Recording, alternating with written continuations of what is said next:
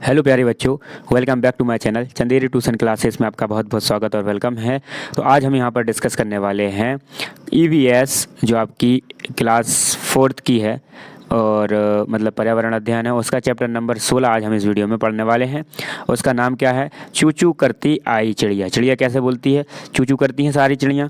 तो चू चू करती आई चिड़िया के बारे में हम यहाँ पर पूछने वाले हैं कुछ आपसे क्वेश्चन, आपको उसके आंसर भी देना है। बहुत मज़ेदार चैप्टर होने वाला है, तो आप वीडियो के अंत तक बने रहिए। तो इसमें हम सारे question answer, fill in the blanks, जो भी डाउट्स हैं आपके सारे हम आपको यहाँ पर विद आंसर आपको देंगे। वर्क पूरी शीट आपकी पूरी भरवा देंगे जितनी भी खाली है, जहाँ पर क्वेश्चन आंसर है सारा आपको चैप्टर समझा देंगे और उसके साथ क्वेश्चन आंसर भी समझा देंगे। ठीक है, और वक्त भी आपका बहुत कम लेंगे, समय बहुत कम लेंगे, आपका बहुत समय कम लगने वाला है। चलिए वीडियो को स्टार्ट करते हैं। यहाँ पर हम क्या लिखा है? बाल मंदिर, भावनगर, 13 अप्रैल 1936। एक यहाँ पर ये पत्र है, एक लेटर है ये। ठीक है, तो लेटर लिखा गया है, कब लिखा गया है? 13 अप्रैल 1936 को लिखा गया है बाल मंदिर के अंदर, भावनगर। ठीक, क्या लिखा है? प्यारे बच्चों, क्या लिखा हुआ है? जैसे हम आपसे कहते हैं ना मेरे प्यारे बच्चों, तो ये वो ये। तो दोपहर के ठीक 3 बजे हैं, आकाश में एक भी बादल नहीं है, सूरज तेज चमक रहा है। गौरैया, फाख्ता, शकर खोरा सब अपनी अपनी जोड़ी बनाकर अपना घोंसला बनाने की तैयारी में लगे हैं। कुछ पक्षियों ने तो अपना घोंसला बना भी लिया है, कुछ घोंसले में अंडे से बच्चे भी निकल आए हैं। उन नन्हे बच्चों के माँ बाप उन्हें तरह तरह के कीड़े और अन्य चीज़ें खिलाने में व्यस्त हैं। हमारे आंगन में भी फाख्ता का एक बच्चा हुआ है, उसके घोंसले में अभी भी एक अंडा और पड़ा है। लगता है उसकी माँ ने इसे अभी ठीक से सेया नहीं है। सेया मतलब उसको गर्मी नहीं दी है, गर्मी देते हैं तो वो बच्चे से अंडा बन जाता है। फिर आता है आगे कि गोपाल भाई के घर वाली सड़क के किनारे बहुत सारे पत्थर हैं। इन पत्थरों के बीच खाली जगह में कलचिड़ी, इंडियन रोबिन, इनको क्या कहते हैं हम? कलचिड़ी, इंडियन रोबिन कहते हैं इनको हम अंग्रेजी में, कलचिड़ी को, ने अंडे दिए हैं। कलचिड़ी का अंडे देती हैं पत्थरों के बीच में। बच्चू भाई ने मुझे वह जगह दिखाई थी।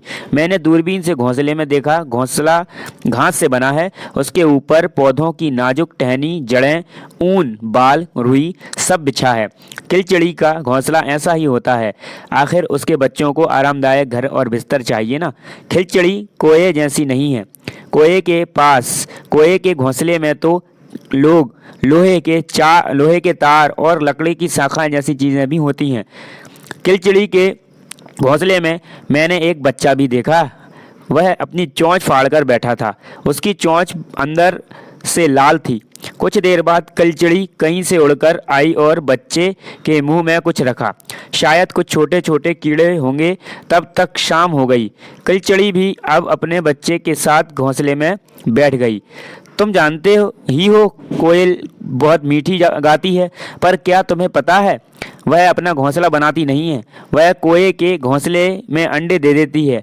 कोआ अपने अंडों के साथ कोयल के अंडे को भी सेता है। सेता मतलब कि रखे रहता है और उस पर बैठा रहता है। ठीक है, तो सिर्फ एक ही ऐसा पक्षी है जो कोयल है, मीठी बोलती जरूर है पर वो सिर्फ बच्चे मतलब अंडे दे देती है। किधर? ये कोयल, एक जो कोयल वो है ना, कोआ है ना। कोआ मतलब कि हम कोयला भी कह सकते हैं क्योंकि काला दिखता है, तो कोआ है। तो कोआ जो घोंसले होते हैं ना उसमें अंडे दे देती है। कौन? ये कोयल। ठीक है, और वो सेंटता भी वही है। नज़दीक में एक छोटा सा पेड़ है, उसकी एक डाल से घोंसला लटका हुआ है। पक्षियों में भी कितना अंतर है। कौआ पेड़ की ऊंची डाल पर घोंसला बनाता है, जबकि फाख्ता केक्टस के कांटों के बीच या मेहंदी के मेड़ में। ठीक है, अब फाख्ता का बनाती है? कैक्टस के कांटों के बीच। कैक्टस जो होता है पेड़ा, वो बिल्कुल उसके आसपास कांटे कांटे होते हैं, है ना, उसके बीच या मेहंदी की मेड़ में। गौरैया आमतौर पर घर में या आसपास दिखाई देती है। वह कहीं भी घोंसला बना लेती है, अलमारी के ऊपर, आईने के पीछे। ठीक है, घर की दीवार के आले में। कबूतर भी ऐसे ही अपना घोंसला बनाता है, पुराने मकान या खंडरों में। बसंत गोरी जो गर्मियों में टुक टुक करते ही रहते हैं, पेड़ के तने में गहरा छेद बनाकर उसमें अंडे रखते हैं। ठीक है, कौन? बसंत गोरी। ठीक है, कौन? बसंत गोरी। फिर दर्जन चिड़िया का तो जैसा नाम वैसा काम। वह अपनी नुकीली चोंच से पत्तों को सी लेती है। क्या कर लेती है? पत्तों को सी लेती है। और उसके बीच में बनी थैली को अंडे देने के लिए तैयार करती है। यही है उसका घोंसला। शक्करखोरा किसी छोटे पेड़ या झाड़ी की डाली पर अपना लटकता घोंसला बनाते हैं। उसी शाम हमने एक डाल से टंगा शक्करखोरा का घोंसला देखा। क्या तुम जानते हो कि यह घोंसला किन चीज़ों से बनता है? घोंसले में बाल, बारीक घास, पतली टहनियाँ, सूखे पत्ते, रुई, पेड़ की छाल के टुकड़े और कपड़ों के चीथड़े होते हैं। यहाँ तक कि मकड़ी के जाले भी होते हैं। क्या होते हैं? मकड़े के जाले भी होते हैं। मैंने दूरबीन से देखा, उस घोंसले में एक बच्चा भी था। घोंसले की एक तरफ छोटा सा छेद था, वहीं बच्चा बैठा था अपनी माँ और खाने के इंतजार में। उसको और काम भी क्या होगा? खाना और सोना, है ना। क्या तुम वीवर पक्षी के बारे में जानते हो? यह बीवर पक्षी दिख रहा है आपको। वीवर पक्षी के बारे में आप क्या जानते हो? सभी नर वीवर पक्षी अपने अपने घोंसले बनाते हैं। मादा वीवर उन सभी घोंसलों को देखती है, उनमें से जो उसे सबसे अच्छा लगता है उसे ही वह अंडे दे देती है। ठीक है, उसमें ही वो क्या करती है? अंडे दे देती है। घोंसले बनाती मादा वीवर उन सभी घोंसलों को देखती है। ठीक है, तो जो नर होगा ना वो क्या बनाएगा? घोंसले बनाता है नर। ठीक है, नर घोंसले बनाएगा और मादा को लगेगा कि कौन सा घोंसला अच्छा है, वो उसी घोंसले में अंडे दे के चली जाती है। आजकल सब पक्षी बहुत व्यस्त हैं। घोंसले बनाना और अंडे देना यह तो पहला कदम है। बड़ी मेहनत से बनाए गए घोंसले में बच्चों को ठीक से पालकर बड़ा करना बहुत मुश्किल काम होता है। पक्षियों के कई दुश्मन हैं, जैसे मनुष्य और दूसरे जानवर भी। कोए, गिलहरी, बिल्ली और चूहे मौका देखते ही अंडे चुरा लेते हैं। ठीक है, कौवे, गिलहरी, बिल्ली, है ना, अंडे चुरा लेते हैं। कई बार घोंसले को भी तोड़ देते हैं। इन सबसे बचकर रहना, खाना खोजना, घोंसला बनाना, अंडे सेना, है ना, अंडे को सेना और बच्चों को पालकर बड़ा करना, ये हर एक पक्षी की परीक्षा है। फिर भी ये खुलकर गाते हैं और पंख फैलाकर उड़ते रहते हैं। अच्छा तो सलाम तुम्हारे गिजू भाई का आशीर्वाद। ठीक है, गिजू भाई ने एक पत्र लिखा था और पत्र में ये सब चीज़ें बताई गई थी। अब आता है कि गिजू भाई बधेक ने यह पत्र कितने साल पहले लिखा था। ठीक है, अब आपको बताना है कि आज से कितने साल हो रहे। ठीक है, तो आज से आप अगर इसको हिसाब लगाओगे तो आपको कम से कम लगभग 80 साल से प्लस, मतलब 90 प्लस के आसपास हो रहा। तो अपन मान लेते हैं 85 मान लेते हैं अपन, है ना। तो हम लिखेंगे गिजू भाई, ये पूरा यहीं तक आ जाएगा। गिजू भाई बधेक ने यह पत्र कब लिखा? 86 साल पहले, है ना, 86 साल पहले लिखा था इन्होंने। फिर दूसरा कि पता करो तुम्हारे दादा दादी, नाना नानी और उस समय वे कितने साल के होंगे। हमारे दादे जो हैं वो 82 के आसपास हैं, तो हम मान लेते हैं अगर 86 से हमने लिखा है तो वो रहे होंगे 8-10 साल के। तो 8 या 10 साल के। ठीक है, फिर लिखा है कि इस पत्र में जिन पक्षियों के नाम आए हैं उनमें से कितने पक्षी तुमने देखे हैं। देखो हमने कौन कौन से देखे हैं, अब आपने भी शायद देखे होंगे। जैसे कबूतर सबने देखा है, खासकर कबूतर, है ना, कबूतर सबने देखा है। गौरैया सबने देखी होंगी।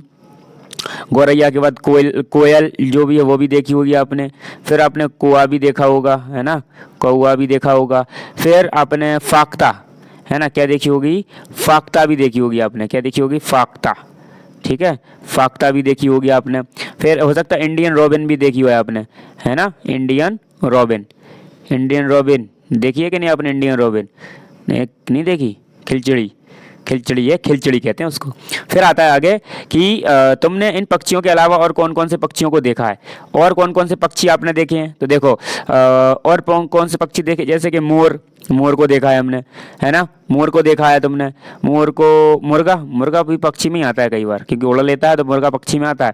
तोता, है ना, तोता। हंस भी देखा है हमने, हंस। बतख देखी है, बतख, है ना। बगुला देखा है ना। बहुत से देखे, आदि लिख दो बस, हो गया। फिर क्वेश्चन आता है क्या तुमने कभी किसी पक्षी का घोंसला देखा है? कहाँ देखा है? तो आप कहेंगे कि हाँ देखा है। कहाँ देखा? पेड़ की डाल पर, है ना। डाल पर नहीं कह सकते, टहनी पर कहेंगे। कहाँ कहेंगे हम? टहनी लिख लो, टहनी पर। ठीक है, टहनी पर। फिर आता है आगे, तुम्हारा मनपसंद पक्षी कौन सा है? कक्षा में उसकी तरह उड़कर दिखाओ और आवाज़ निकालो। ठीक है, तो आपको बताना है आपका मनपसंद पक्षी कौन सा है। तो आप अपने हिसाब से आप उस पक्षी का नाम बता सकते हैं और लिख सकते हैं। जैसे कि मेरा पसंदीदा पक्षी तो सभी हैं, ठीक है। और कोयल ही सबकी फेवरेट होती है क्योंकि आवाज़ अच्छी लगती है उसकी, ठीक है। फाख्ता भी बहुत प्यारा पक्षी है ना। वैसे तो पक्षी बहुत अच्छे हैं सारे, ठीक है, पर क्वेश्चन पूछा है तो हमें एक का नाम बताना पड़ेगा। अब यहाँ लिखा बूझो और जानो, एक पक्षी ऐसा जिसकी दुम पर पैसा सिर से दुम तक दिखे नीला ही नीला, ठीक है। अब इसका नाम बताना है हमें। अब एक ही पक्षी जिसकी दुम पर पैसा, दुम पर पैसा, अब जब इसको हम कहते हैं मोर। मोर ऐसी होती है जिसकी दुम पर पैसा होता है, ठीक है। पैसा उसका कहाँ होता है, दुम पर होता है, क्योंकि आपने देखा होगा पंख बिकते हैं उसके, तो क्या बिकता है, पंख तो उसकी वही तो रहती है पूंछ, या दुम कहते हैं जिसको अपन, या पूंछ कहते हैं, ठीक है। तो मोर है। फिर आता है कि क्या बसंत गौरी की तरह कोई और पक्षी भी पेड़ के तने में घोंसला बनाता है, ठीक है। बसंत गौरी की तरह और भी कोई है जो बनाता हो घोंसला, तो है कड़क, है ना, कंठफोड़वा। कंठफोड़वा, कंठफोड़वा रहता है एक पक्षी जो तने को फोड़कर उसमें घोंसला बनाता है, ठीक है। तो अपन लिख लेना क्या यहाँ पर, कंठफोड़वा। तो कठ, है ना, कंठफोड़वा, कंठफोड़वा बनाता है, सही। फिर आता है क्वेश्चन, अगला क्वेश्चन आता है कि अपने घर में या आसपास किसी पक्षी का घोंसला ध्यान से देखो। ध्यान रहे घोंसले के बहुत पास नहीं जाना और उसे छूना भी नहीं। गलती से भी छू लिया तो फिर पक्षी घोंसले में दोबारा नहीं आएंगे, ठीक है। ध्यान रखना है आपको ये बात को। घोंसला पर कभी भी आपको हाथ नहीं लगाना है। अगर आपने लगाया तो घोंसला पेड़ की शाखा पर बने रहते हैं जो घोंसले, वो नीचे गिर जाएंगे और नहीं गिरेंगे तो कभी अंडे नहीं देंगे पक्षी, ठीक। अब कुछ दिन तक किसी एक घोंसले को देखो और इस बातों का पता करो। अब आपको एक घोंसला देखना है और उन बातों का पता करना है। पहले बात क्या है कि घोंसला कहाँ पर बनता है, तो घोंसला हमने अभी बात करी थी ना, तो शाखा पर, है ना, कहाँ, पेड़ की शाखा पर। तो शाखा पर बनता है, पेड़ की शाखा पर लिख लेना, है ना। फिर आता है किन किन चीज़ों से बनता है या बना रहता है, तो सूखे पत्ते, है ना, सूखे पत्ते से बनता है, नाजुक नाजुक टहनी, नाजुक टहनी से, और कपड़े मपड़े से भी, और कांटों से, पत्तियों से, घास से, है ना, घास से भी बना लेते हैं, और पत्तों से भी, बहुत सारी चीज़ों से बनाते रहते हैं वो। फिर आता है क्या घोंसला बन चुका है या पक्षी अभी भी इसे बना रहा है, तो बताना है आपको कि बन चुका है क्या नहीं बन चुका। आप कह देना बन चुका है, बन चुका ना। अब आता है क्या पक्षी को पहचानते हो, कौन सा पक्षी है। अब आपको बताना है कि जो घोंसले में आप जो देख रहे हो ना, उसमें वो कौन सा पक्षी है, उसमें कौन सा पक्षी उसमें आ रहा है और जो बैठ रहा है, ठीक है। तो आपको नाम लिखना है, जो भी आप लिखो, जैसे कोयल लिख रहे हो तो कोयल लिख देना। कोयल तो बनाती नहीं है, तब तुम कोयल तो लिख नहीं सकते, है ना, तो कौआ लिख दो, या कुछ भी अपने हिसाब से लिख देना, ठीक है, जो आपको पसंद हो। पक्षी घोंसले में क्या क्या लेकर आते हैं। अब पक्षी है जो घोंसले में, वो क्या क्या लेकर आते हैं, बताओ क्या क्या लेकर आते हैं। तो नाजुक टहनियाँ लेकर आते हैं, ये ने पढ़ा नहीं था, तो नाजुक नाजुक नाजुक टहनियाँ नाजुक टहनियाँ लेकर आते हैं, ठीक है, नाजुक टहनियाँ लेकर आते हैं। फिर आता है क्या घोंसले में कोई पक्षी बैठा है। क्या कोई भी घोंसले में पक्षी, आप जो अब कोई बैठा है पक्षी, अगर बैठा है तो ठीक है, हाँ बैठा है। तुम्हें क्या लगता है घोंसले में अंडे हैं, अगर पक्षी बैठा है तो वहाँ पर अंडे हैं, हाँ। क्या घोंसले में कुछ आवाज़ें चींची आ रही हैं। अगर चींची आ रही हैं तो फिर इसका मतलब बच्चे होगा उसमें, है ना, तो हाँ आ रही हैं या नहीं आ रही, जो भी आपको है देखना है, आपको एक एक्सपेरिमेंट करना है। फिर क्वेश्चन है कि अगर घोंसले में बच्चे हैं तो उनके माँ बाप खाने के लिए क्या क्या लाते हैं। तो आप जब आप उनको देख रहे हो घोंसले को, तो आपको पता चल रहा होगा क्या क्या लाते होंगे वो, तो अनाज के टुकड़े लाते होंगे, है ना, कीड़े मकोड़े, है ना, कीड़े मकोड़े लेकर आते होंगे, है ना। फिर उसके बाद क्वेश्चन आता है कि एक पक्षी 1 घंटे में कितनी बार घोंसले पर आते हैं। 1 घंटे में कितनी बार आते हैं, तो 3-4 बार, है ना, 3-4 बार आते हैं, बस वो 3-4 बार। फिर बच्चे कितने दिन बाद घोंसला छोड़ उड़ गए, ठीक है, कितने दिन बाद, तो ये होता है आपका 40 से आसपास, कम से कम 50 दिन के बाद, ठीक है। फिर नेक्स्ट आता है अब कि तुमने जो घोंसला देखा उसका चित्र कॉपी में बनाना है आपको। तुमने देखा पक्षी घोंसला बनाने के लिए अलग अलग चीज़ें इस्तेमाल करते हैं, उनमें से कुछ चीज़ें इस्तेमाल करके तुम एक घोंसला तैयार करो। इसमें एक छोटा सा कागज़ का पक्षी बिठाओ।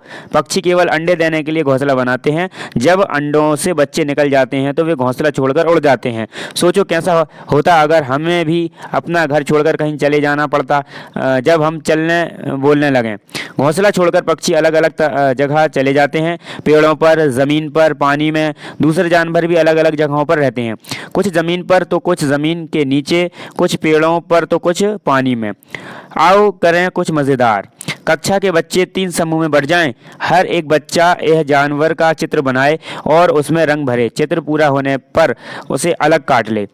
अब पहले समूह के बच्चे एक बड़े चार्ट पर भूरा रंग करें और उस पर छोटी छोटी घास, मिट्टी आदि दिखाएं।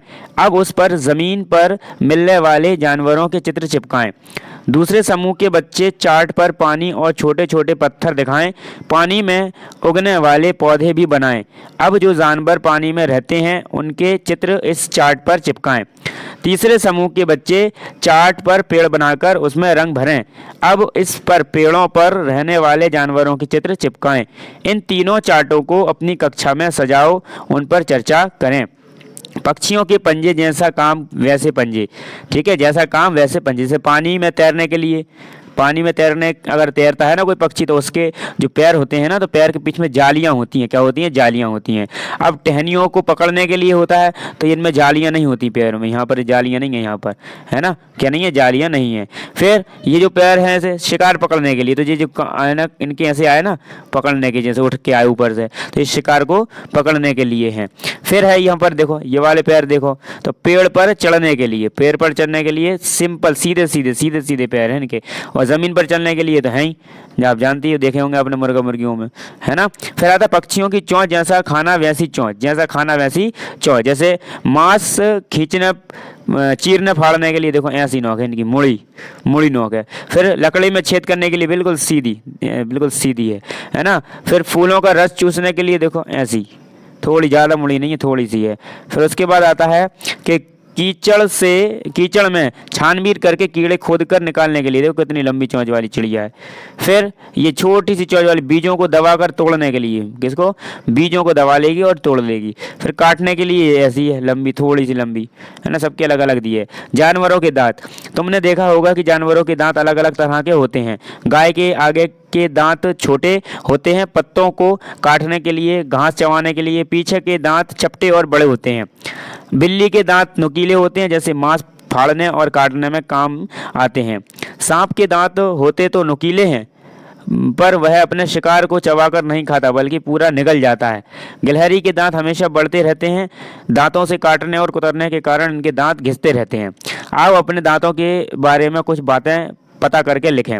जैसे तुम्हारी उम्र, कितनी साल की उम्र है आपकी, ठीक है, तो आपकी जितनी भी आपकी उम्र हो आपको उनका आंसर लिखना है। जैसे आपने कहा कि मेरी उम्र कितनी है, तो आपने कहा मेरी उम्र 11 साल है, ठीक है। तुम्हारे मुंह में कितने दांत हैं, अभी कितने दांत हैं आपके में, आप कहोगे 29 दांत हैं, ठीक है। तुम्हारे कितने दांत टूट गए हैं, तो आप कहोगे 3 दांत टूट गए, कितने? 3 दांत हैं। फिर कितने नए दांत आ गए हैं, तो आप कहोगे 4 दांत आ गए नए, कितने आ गए? 4 दांत आ गए। फिर कितने दूध के दांत टूटे पर उनकी जगह नहीं नई मतलब नए वाले नहीं आए, कौन से हैं? तो 1 दांत है, 1 दांत है ना, 1 दांत है। फिर क्वेश्चन आता है कि दांतों के बारे में कुछ और जानो। अपने दोस्तों के दांत देखो, क्या दांत अलग अलग तरह के हैं? सामने और पीछे के एक एक दांत का चित्र कॉपी में बनाओ। क्या तुम इन दांतों में कोई अंतर देख सकते हो? क्या कोई तुम इन दांतों के अंदर कोई अंतर देख पाओगे? कोई अंतर देख सकते हो? तो हाँ, आगे के दांत सपाट और पीछे के दांत गोलाकार हैं, है ना। आगे के दांत कैसे हैं? आगे के दांत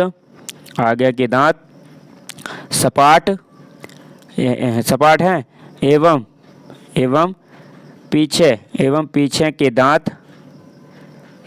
के दांत गोलाकार, कैसे? गोलाकार हैं, ठीक है। कैसे हैं? गोलाकार हैं। कल्पना करो और बताओ, तुम्हारे सामने के ऊपर और नीचे के दांत नहीं हैं, तुम अमरूद कैसे खाओगे? करके बताओ, है ना। अगर तुम्हारे दांत नहीं है तो आप क्या करोगे? दांत नहीं है तुम्हारे पास, तो अब आपको खुद आंसर देना है इनको। फिर उसके बाद आता है कि तुम्हारे सामने के दांत तो हैं मगर पीछे का एक भी दांत नहीं है, अब तुम रोटी कैसे खाओगे? करके बताओ। तो आगे से खाना पड़ेगी, आगे से, है ना, झुक के आगे से। फिर तुम्हारे मुंह में एक भी दांत नहीं है, तुम किस प्रकार की चीज़ें खा सकोगे बताओ। ऐसी चीज़ें खा सकोगे जैसे गली हो, है ना, बिल्कुल मुलायम, अगर रोटी भी हो तो ना भैया तुम चबा दो हम खा लेंगे, ऐसे वाला सिस्टम। फिर उसके बाद आता है कि अगर तुम्हारे दांत ही ना हो तो तुम कैसे खाओगे, कैसे देखोगे, कॉपी में चित्र बना बोंगे दिखोगे, बोंगे जिसके दांत खत्म हो गए तो उसके दांत जो आगे का हिस्सा होता है दांत के वाला वो नीचे को घुस जाता है, अंदर मुंह में घुसने को फिरता है वो। जिन बूढ़े लोगों के दांत नहीं होते वो किस तरह की चीज़ों को नहीं खा पाते, तो हार्ड चीज़ें, है ना, ठोस चीज़ें, कठोर चीज़ों को नहीं खा पाते वो। जो पक्षी आपके घर के आसपास सबसे ज़्यादा दिखाई देता हो उसका चित्र बनाओ, उसके शरीर के भागों के नाम भी लिखना है आपको। तो आई होप ये चैप्टर में अपन ने कंप्लीट कर लिया है, आपने और मैंने मिलकर ये चैप्टर कंप्लीट कर लिया। इस चैप्टर में अगर कोई भी प्रॉब्लम है तो कमेंट करके बताएं, और अदरवाइज़ अच्छी है तो वीडियो को एक लाइक ज़रूर करें, जिससे आने वाली वीडियो की और चैनल को सब्सक्राइब भी कर लें, जिससे आने वाली वीडियो की नोटिफिकेशन आपको मिल जाए तो आप तुरंत जाकर वीडियो को देख लें और अपना बेनिफिट कर लें, है ना। अगर आपके दोस्त हैं, अगर दोस्त हुए हैं आपके पक्के, जो एक दो दोस्त बनाना ज़रूरी है, आप ज़्यादा दोस्त नहीं बनाए, एक दो दोस्त बनाओ, और एक दो दोस्त जो आपके पक्के हैं स्कूल के उनको ज़रूर इस वीडियो को शेयर कर देना और उनसे बोलना कि इस वीडियो को आप देखकर अपना जो भी आपको वर्क बुक है वो भर लें, ठीक है। और भी वीडियो मेरे इस पर पड़ी हुई हैं, आप जा चैनल के नाम पर जाके क्लिक करके और जैसी प्ले लिस्ट पर आप जाएंगे तो आपको वहाँ पर प्ले लिस्ट मिलेगी, और प्ले लिस्ट में बहुत सारे अलग अलग तरह की प्ले लिस्ट बनी हो, जोड़ना, घटाना, गुणा करना, भाग करना, और भी हैं, गुणा का दशमलव वाला गुणा है, दशमलव वाला भाग है, एंड बहुत सारी हैं, उसमें इंग्लिश की भी कुछ वीडियो पड़ी हैं। तो आप अगर चाहें तो अपने हिसाब से वीडियो को वॉच कर सकते हैं, देख सकते हैं। थैंक्स फॉर वॉचिंग, मिलते हैं नेक्स्ट वीडियो में।